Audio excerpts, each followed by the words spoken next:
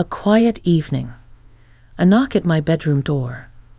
I thought it would be a simple question, maybe a good night. Instead, my son said something that reached back through years I thought were settled and changed how I saw myself, my past, and our bond forever. Before we begin, I want to ask you something. From which city are you watching us tonight? I'd love reading your comments and seeing how far these stories travel. And if stories about family, reflection, and real-life moments speak to you, please consider subscribing to the channel and liking the video. It truly helps more than you know. Now, let me tell you what happened. That evening had settled in the way evenings do when life finally grows quiet again. The house was still, almost too still, the kind of stillness that hums softly in your ears. I was sitting on the edge of my bed, folding laundry that had long since cooled from the dryer. The lamp on my nightstand cast a warm yellow circle across the room, catching the dust in the air and the framed photos along the wall. In one of them, my son was smiling, missing a front tooth, his arm slung around my leg as if I were the only solid thing in the world. I was tired, but not sleepy. At my age, evenings often become a time of thinking, whether I want them to or not. I had reached that season of life where the days are full of responsibilities, but the nights belong to memory. I was thinking about how quickly the years had gone, how the house felt different now that my son was grown, taller than me, with a life that no longer revolved around my schedule. That was when I heard the knock. It was soft, hesitant, nothing like the confident knock he used when he was younger. For a moment, I just stared at the door. My first thought was that something was wrong. A mother never quite outgrows that instinct. "Come in," I said, keeping my voice steady. He opened the door slowly and stood there, one hand still on the handle. The hallway light framed him from behind, and for a split second I saw not the man he had become, but the boy who used to peek into my room after a bad dream. "Mom," he said, clearing his throat. "Do you have a minute?" I patted the bed beside me. Of course. He sat down, careful, as if he didn't want to disturb anything. His knee bounced once, twice, then stopped. I noticed details the way only a mother does. The faint line between his brows. The way he clasped his hands together, just like his father used to when he was nervous. We sat in silence for a moment, the hum of the air conditioner filling the space between us. "I've been thinking," he finally said, "about us, about you." I turned toward him fully then. "Okay." He took a breath, and when he spoke again, his voice was quieter. "I don't think I ever told you how much I noticed, how much you did when no one was looking." His words caught me off guard. I had expected questions about work or plans or maybe advice. Not this. "You were always there," he continued, "even when you were tired, even when you were scared. I didn't understand it back then, but I do now." I felt something loosen in my chest, something I hadn't realized I'd been holding tight for years. Parents don't often get acknowledgement. We move through the days doing what needs to be done, rarely stopping to ask how it all landed. "I made mistakes," I said quietly. "Plenty of them." He shook his head. "Maybe. But you also gave me a sense of safety I didn't realize was so rare until I saw other families." The room felt warmer somehow, as if his words had shifted the air itself. I looked around at the familiar walls, the furniture I'd chosen years ago when money was tight but hope was strong. This room had seen tears, prayers, and sleepless nights, and now it was witnessing something new. "I came in here because I needed you to know," he said. "I'm trying to figure out who I am, and a lot of that comes back to you, to the example you set." I reached out then, resting my hand over his. It was a simple gesture, natural, filled with the quiet understanding that only shared history can bring. "Thank you for telling me," I said, and I meant more than those 4 words could carry. We sat there a while longer, talking about small things and big ones, about the past and the road ahead. When he finally stood to leave, the house no longer felt so still. It felt alive, as if something important had been named, and in naming it, healed. After he left, I remained on the bed, the folded laundry forgotten. I realized that motherhood doesn't end when children grow up. It changes. It deepens. And sometimes, if you're lucky, it surprises you in ways that remind you why every hard moment mattered. That knock on my door was unexpected, but the conversation that followed stayed with me long after the lights went out. I didn't sleep much that night, not because of worry, but because my mind kept returning to the sound of his voice, steady but vulnerable, as if he had handed me something fragile and trusted me not to drop it. Morning came slowly, gray light pressing against the curtains, and I lay there listening to the house wake up. The familiar creak of the floorboards, the distant hum of a passing car. Everything looked the same, yet I felt different inside it. Over breakfast, we moved around each other carefully, like 2 people learning a new rhythm. He poured coffee, I toasted bread. Ordinary actions, but there was a new awareness beneath them. I noticed how he waited for me to sit before taking his place at the table, how his eyes searched my face as if checking in. It was subtle, but it mattered. "You okay?" he asked, sliding the mug toward me. "I am," I said, and after a moment I added, "Are you?" He nodded. "Better than I've been in a while."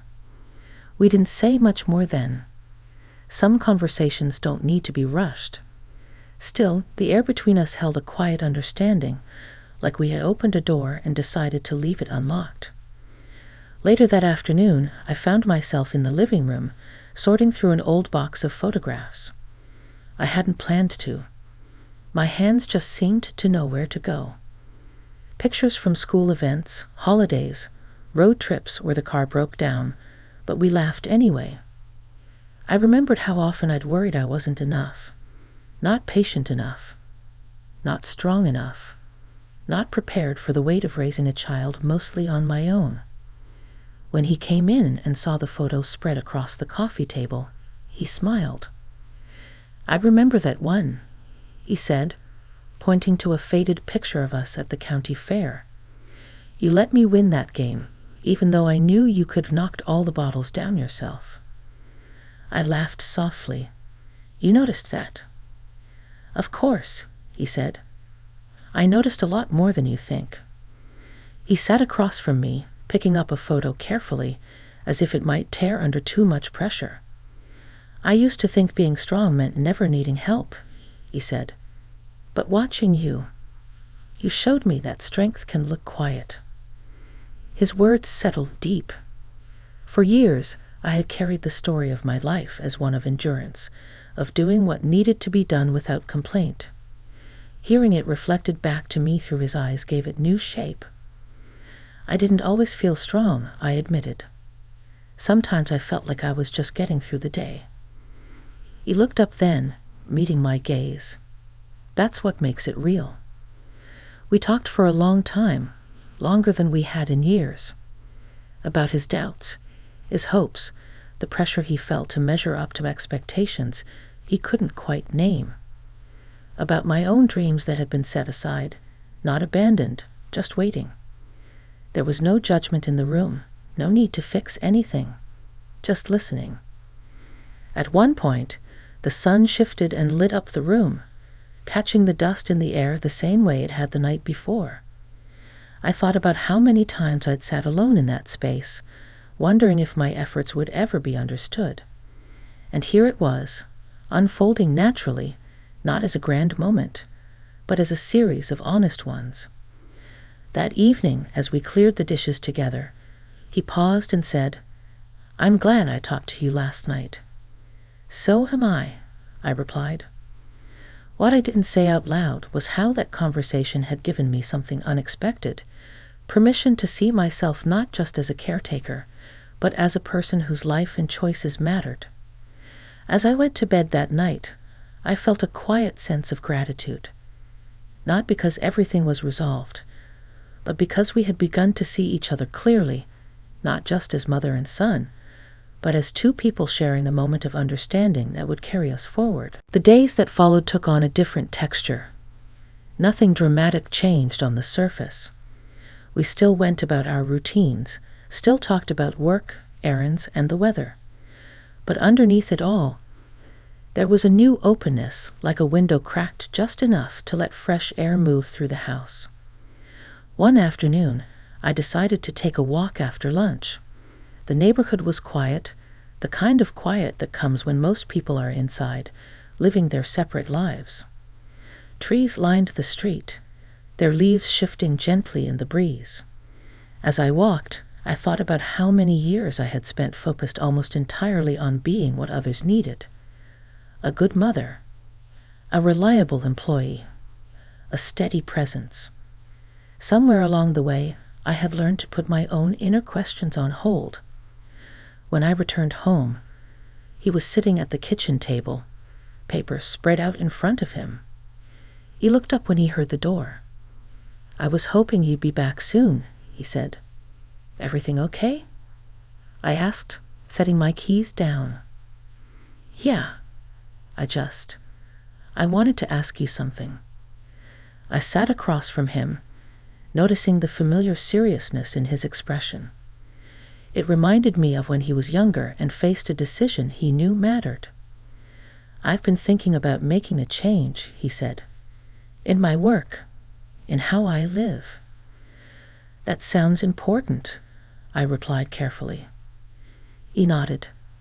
"I keep asking myself what kind of life actually feels honest, and every time I do, I think about the sacrifices you made, not just what you gave up, but how you kept going without losing yourself." I smiled faintly. "I'm not sure I succeeded at that." "I think you did," he said. "At least enough to show me it's possible." His words landed gently, but firmly. I realized then that this wasn't just about him seeking guidance. It was about him recognizing the values that had shaped him and deciding whether to carry them forward. We talked about his fears, the risk of stepping away from something familiar, the uncertainty of choosing a different path. I listened, not as someone with all the answers, but as someone who had faced crossroads before and learned that clarity rarely comes without courage. "Whatever you decide," I told him, "make sure it's something you can stand behind when things get hard. That's what matters." He leaned back in his chair, exhaling slowly. "I hoped you'd say that." Later that evening, I found myself alone again in my room. The same lamp, the same quiet. But I felt less alone than I used to. I thought about how often I had wondered if my life had left any lasting mark beyond the obvious. Children grow up, move on. That's the natural order. But maybe what remains isn't the daily effort, but the example, the way we show up even when no one is applauding. There was a knock at the door, softer this time, almost familiar. "Come in," I said. He stepped in and stood near the doorway. "I just wanted to say good night." "Good night," I replied. He hesitated, then added, "Thank you for listening, for everything." After he left, I sat for a long time, letting the moment settle.